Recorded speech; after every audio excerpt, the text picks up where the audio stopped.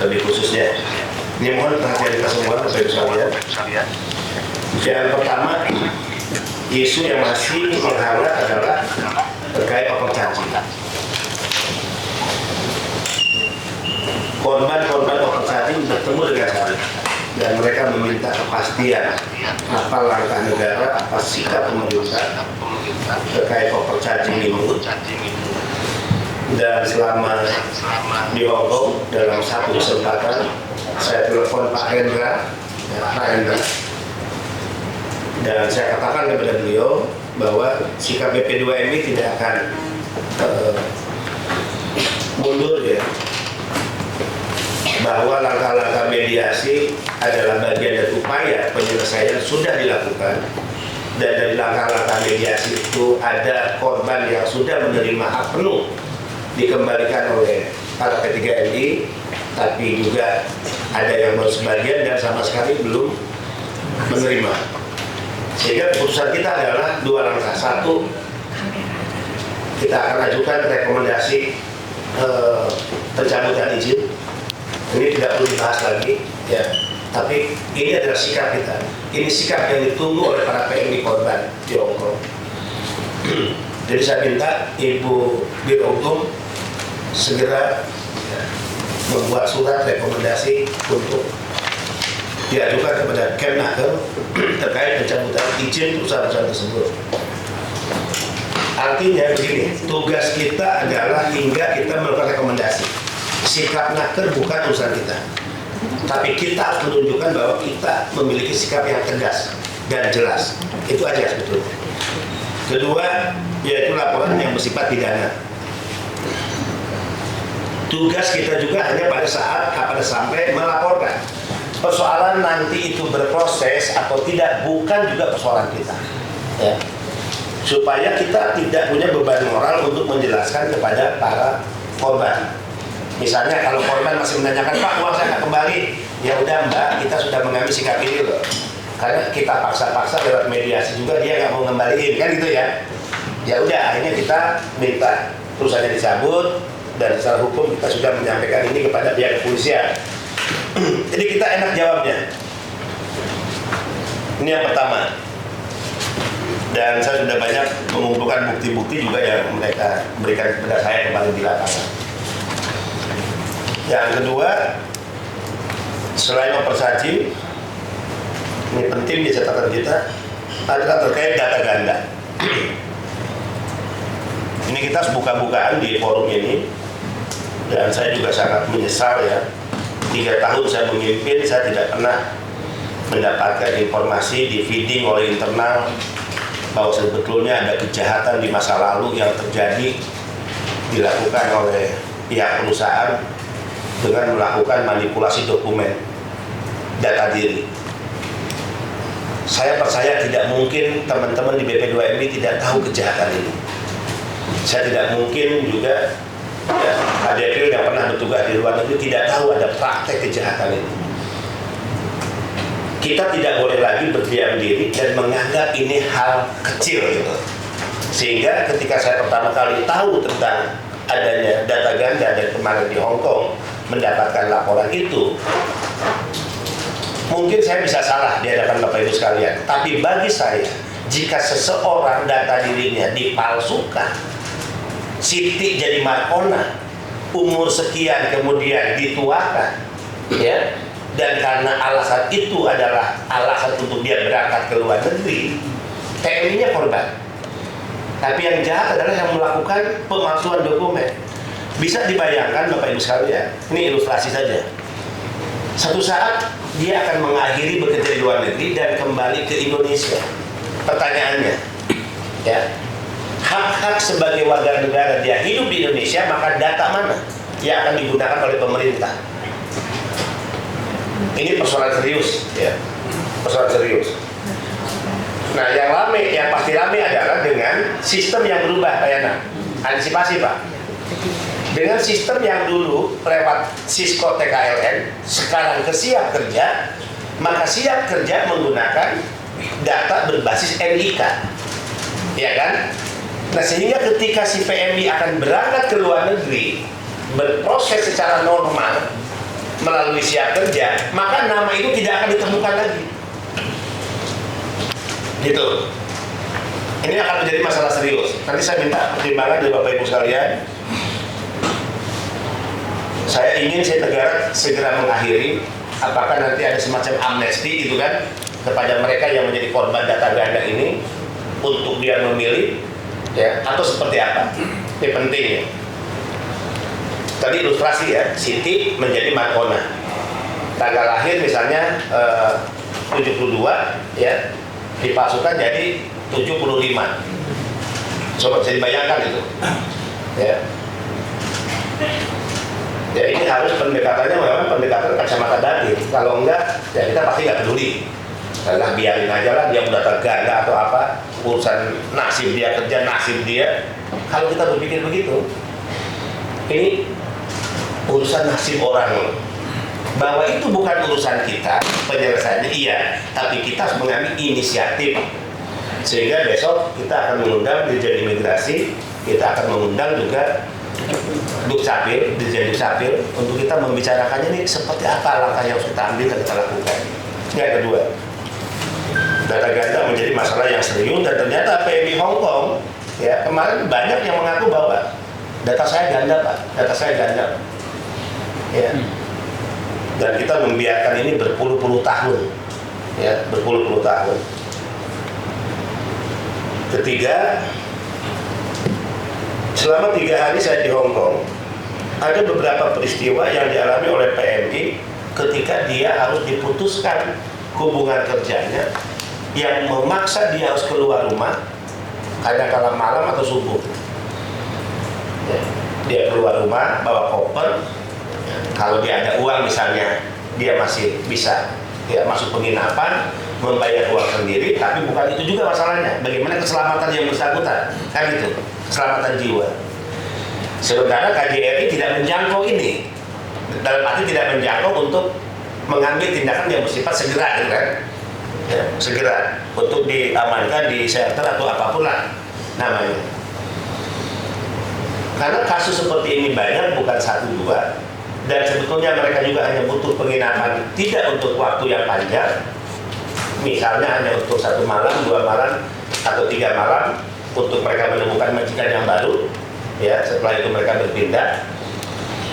Maka saya berpikir, bisakah kita menyiapkan tidak dengan istilah shelter, tapi semacam rumah singgah di sana, yang itu dibiayai BP2MI, kemudian kita bisa bekerjasama dengan siapapun lah, apakah lembaga, ya, apakah NGO atau apapun mereka para pegiat kemanusiaan dan sebagainya.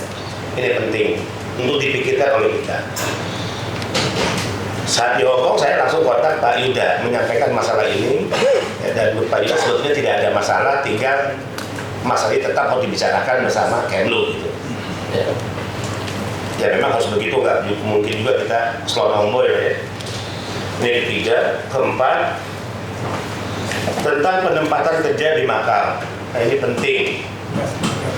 Ya. Tentang penempatan kerja di Makau. Penempatan kerja di Makau ini ada laporan beberapa pekerja kita menggunakan calling visa. Kemudian mereka baru bisa menerima perjanjian kerjanya di Makau. Padahal undang-undang mensyaratkan siapapun yang berangkat ke negara penempatan, termasuk perjanjian kerjanya kan sudah di tangan kan, gitu. Nah ini bagaimana sikap kita terhadap ini?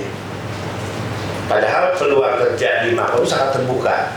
Padahal orang Indonesia yang hari ini bekerja di Makau juga sudah 5 ribuan kurang lebih, ya. Di Makau-nya ya, sudah 5 ribuan. Bu Yani ini bawa Bu Yani Bu di Asia ya, Afrika untuk penempatan. Bagaimana sikap kita? Apakah kita tetap menganggap mereka sebagai unprosedural? Nggak mungkin mereka dihukum terus dengan sebutan PMI unprosedural. Tapi untuk melegalkan mereka seperti apa? Kita bicara dengan siapa?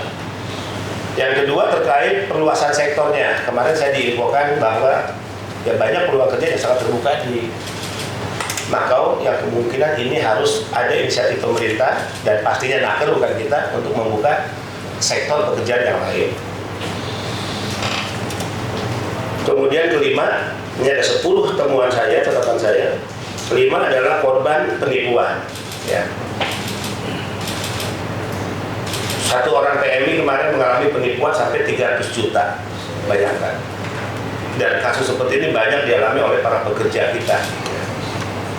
Dan gimana kita nggak menangis ya, lihat mereka datang merasa bertemu dengan orang pusat, datang merasa bertemu dengan orang yang mereka punya harapan ya untuk kita menyelesaikan masalahnya, walaupun kan masalah ini sebetulnya tidak cukup juga kita menangani sendiri gitu. Tapi kan bagi PMI apapun tempat pengaduan adalah BP2MI. Bagi PMI tempat pengaduan, tempat curhat mereka adalah BP2MI.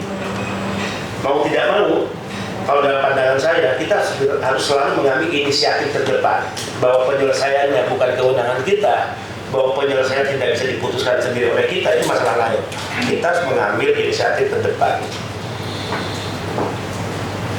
Ada hal lain sebetulnya dengan penipuan-penipuan ini, ya. Orang tertipu karena merasa dipacarin dan hanya kenal di Facebook, ya. Orang ditipu karena dijanjiin mau dinikahin tapi hanya kenal di Facebook, seperti itu. Nah, ini ada hal yang terkait dengan OPP nanti ya, OPP ya. Ini penting sebetulnya. Apalagi kita punya perencanaan 2024, OPP-nya tidak hanya 10 jam tapi 3 hari. Ini penting. Selain bagaimana membentuk karakter mental para PMI ini dipikirkan kembali. Saya ingin untuk ini silabus ya, Pak Depril, Biani, kita harus maulah membuka diri dengan teman-teman NGO. Kalau penempatan Hongkong kita gandeng bagaimana silabusnya spesifik Hongkong, mereka yang paling tahu kondisi lapangan. Yuk kita ajak bareng-bareng. Bantu dong kami, kita buat silabusnya seperti apa agar mereka paham tentang kultur budaya Hongkong, agar mereka paham tentang hukum di Hongkong, kan gitu ya. Ayolah kita mulai membuka diri dan melibatkan mereka untuk merumuskan silabus yang akan kita berikan nanti saat pelaksanaan orientasi penempatan. Oke. Yang berapa tadi? 5 ya. Sekarang 6 ya. Ke-6 BPJS. Nah, ini jujur Bapak Ibu sekalian, isu yang paling ramai dan sedang hangat-hangatnya di Hongkong, bahkan jauh sebelum saya masuk Hongkong, selama di sana adalah BPJS. Karena dalam alam berpikir PMI, rakyat itu kan begini. Gua ini mau cari kerja, gua ini mau cari makan, ngapain lagi sih dipersulit gitu. Ya kan, merasa. Jadi wajar juga kalau mereka berpikir begitu. Masalahnya kapan kita menjelaskan bahwa tidak seperti itu dan tidak mungkin negara mempersulit rakyatnya, kan gitu. Bayangkan BPJS yang bukan kebijakan kita itu dianggap oleh PMI itu adalah produk BP2MI. Ini ngapain lagi BP2MI ngeluarin aturan kita pulang cuti harus bayar BPJS, dan karena BPJS ya kita jadi ribet urusan dan bahkan gagal terbang. Bayangkan loh. Jadi ini yang kadang-kala saya itu kesel sama BPJS. Syarat gitu. Enggak, jadi kita yang jadi juru bicara BPJS gitu. Pertama kita jadi tertuduh seolah-olah itu produk kita. Kedua, jadi kita yang jadi juru bicara menjelaskan tentang BPJS. Oke. Kenapa suara saya nggak jelas-jelas? Oke.